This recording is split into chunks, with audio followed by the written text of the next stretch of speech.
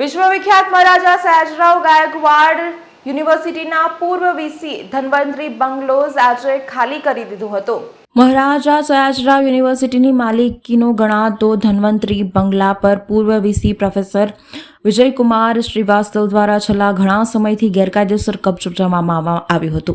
જે સંદર્ભે પ્રોફેસર સતીશ પાઠક, વિવિધ વિદ્યાર્થી સંગઠનો તેમજ સાંસદ સહિત અનેક આગેવાનોએ ધન્વંતરી બંગલો ખાલી કરવા માટે અનેક આંદોલનો સાથે વિજયકુમાર શ્રીવાસ્તવની કાર્યનીતિને વખોડતા નિવેદનો આપ્યા હતા,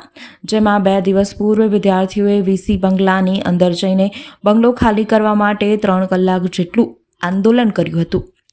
જેમાં વાઇસ ચાન્સેલર પ્રોફેસર ધનેશ પટેલે 15મી તારીખ સુધી